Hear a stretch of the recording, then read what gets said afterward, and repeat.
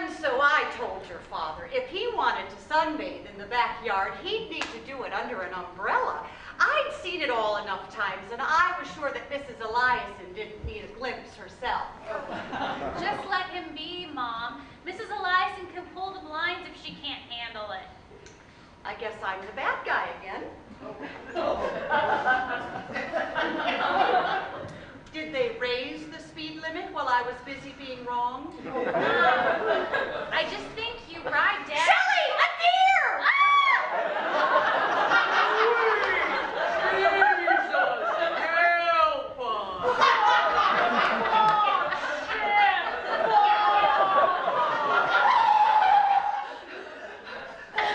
Oh my God, Mom! Are you okay? What did you just say? You mean fuck? I heard you the first time. Mom, we could have died. And the last words out of your mouth would have been a string of unmentionable profanity. So what? Is that how you want to leave this world?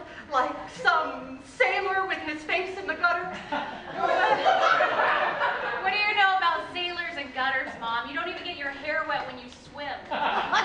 It takes forever to set. And I will be darned if you will make me feel guilty for behaving like a lady, something I clearly failed to teach you. You will be darned. You know what I mean. You can't even swear. I can, I just choose not to. You've never sworn, have you? In my mind, I have. You cannot swear. That is freaky. Shelley! Come on, Mom. Just say shit, just once.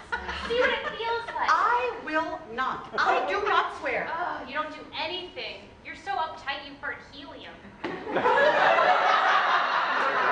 That is enough. Come on, Mom. Swear for me, please. We almost died. Prove to me that you're human. Oh, for heaven's sake, Shelley. What do you want me to say? Say anything. Say something about something that might make you swear, hypothetically. Look, you don't even have to be mad. Tell me about a time you swore in your mind. Well, there was that time after the war when I had the chance to go to Paris. And you had rabbit for the first time and your father made you come home early. I've heard the story before, Mom. And the night before I left France, I met a young Algerian man named Innocence. That was his name, if you can imagine. And he offered to watch my trunk while I went to get my ticket for the boat home. I can see where this is going. And he ripped you off, and that's why you were so uncomfortable when I went out with Gilbert, who was Hispanic, by the way, and you were tempted to swear. Anyway, the train to Calais was overbooked. So I had to spend another night in Paris, but I had already given up my room and had nowhere to sleep. Well, I thought I would just stay at the train station and take the morning express. But Innocence insisted that I stay on the sofa in his apartment. Well, there was no way I could telegram home to ask for permission, and frankly, I didn't feel like it. I was 23 and thought I was a young lady of the world. Mom! So I went with him, without a chaperone, to his rooms. And you kept your ankles firmly crossed, and that was that. What's there to swear about? What Innocence didn't make clear, and I don't think it was a language problem, was that he only had a sofa. There was no bed. Well, I was not about to compromise myself with some stranger after waiting all this time for what ultimately turned out to be a bit of a bother, but...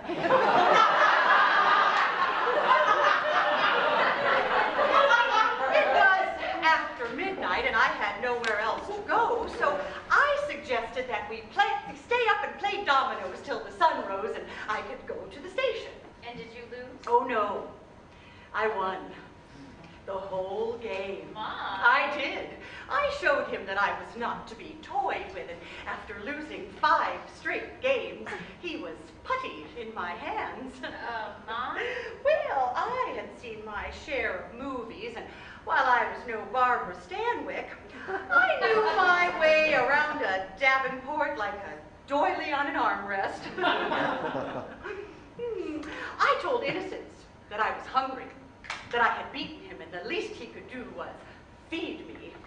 Mom, you don't have to talk about this again. Well, it's better that I tell you this now than have you read about it in my diary after I'm dead. Oh. I wouldn't read your diary, Mom. Then why have I been writing in it for 50 years?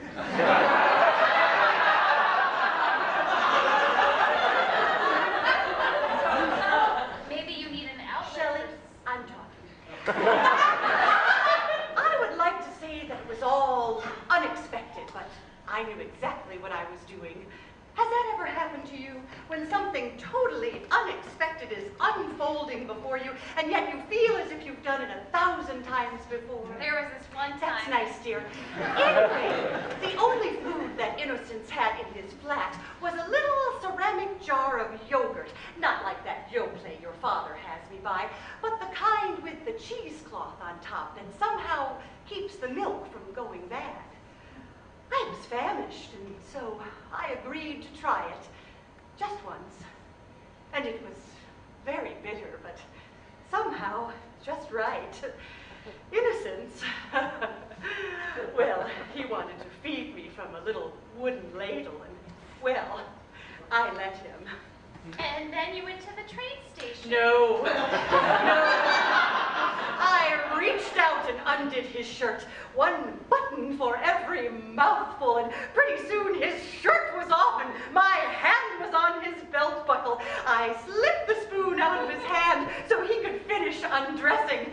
He was magnificent. Oh, your daughter. And then while he lay there on the sofa, spread out on his stomach like some beautiful black statue, I dipped the spoon in the yogurt and drizzled it up his spine and back down to where his taut, ripe rump was quivering like something I don't even have words for.